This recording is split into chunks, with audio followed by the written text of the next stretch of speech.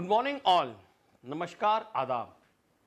पिछली बार जितना मैंने कोर्स किया था और जितनी आपने हौसला अफजाई मेरी की, उसके लिए तहे दिल से शुक्रिया।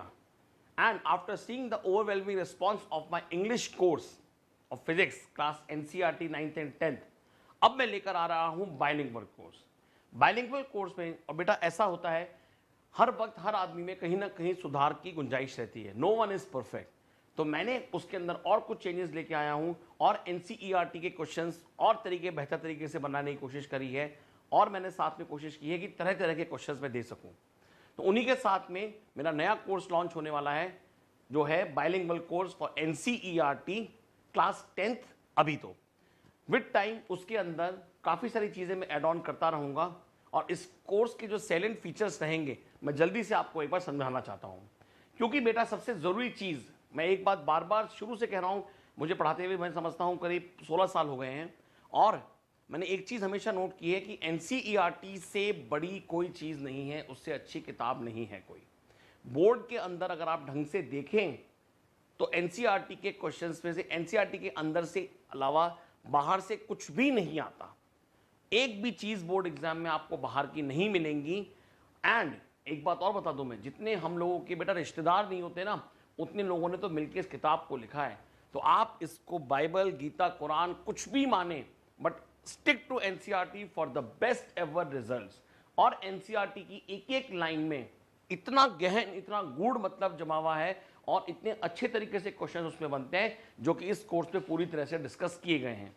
तो प्लीज आप उनका ध्यान रखिए, उनके साथ में पढ़िए। अब दूसरी बात मैं आपको एक और बताता हूं, इस कोर्स के अंदर मैंने किन किन चीजों पे और ध्यान दिया है।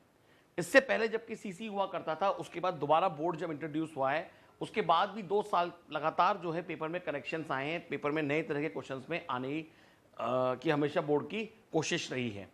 तो जो नई चीजें इन्होंने ऐड की है, उनमें से एक है MCQ क्वेश्चंस, एक है reasoning based, reasons and assertion.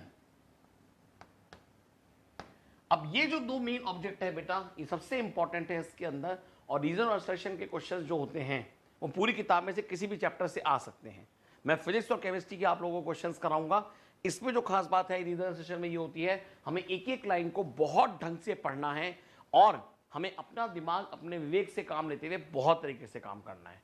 परंतु एक सबसे अच्छी बात ये रही, क्योंकि आप लोगों ने मेरा पुराना कोर्स लाइक किया था, तो मुझे उम्मीद है आपको मेरा ये भी बहुत अच्छे से पसंद आएगा। हर तरह के क्वेश्चंस जितने भी बनते हैं। दूसरी एक खास बात और मैंने इस कोर्स में ध्यान रखा है, जितनी भी एक्टिविटीज हैं ऑफ फिजिक्स एंड केमिस्ट्री, मैंने इनको इससे समझाने का प्रयास किया है। क्योंकि अगर हमने एक्टिविटीज ढंग से कर ली हैं तो वो कॉन्सेप्ट जो है, क्योंकि साइंस सब्जेक्ट जो है वो पूरा ये पूरा प्रैक्टिकल बेस्ड ही है। डे टू डे लाइफ के अंदर जो, इसका नाम ही जनरल साइंस है इसके सब्जेक्ट का, और डे टू डे लाइफ में आने वाली काम की चीज़ें जितनी भी हैं वो सब हमारे इसमें मैंने पूरी तरह से कोशिश की है। तो मुझे उम्मीद है आपको मेरा ये कोर्स पसंद आएगा। जिस तरह से आपने पिछली बार मेरा ध्यान रखा था, मैं आपका पूरा ध्यान रखूंगा किस तरह से हमें काम करना है। आप आगे पढ़ते रहें, आपके सुझाव, आपके एडवाइस आर ऑलवेज वेलकम, हमेशा आमंत्रित हैं बेहतर बनने के लिए। क्योंकि जैसा मैंने शुरू में कहा था, नो वन इज परफेक्ट। मैं भी सुधार की तरफ चल रहा हूं, और मैं कोशिश करूंगा हम सब मिलकर के एक बेहतर समाज और बेहतर पढ़ाई की तरफ आगे बढ़ सकें। तो इसी के साथ I wind up today and just see कि इस सिलेबस के अंदर कोई भी चीज़ है जो नई चीज़ आई है आपको पसंद आए। Thank you.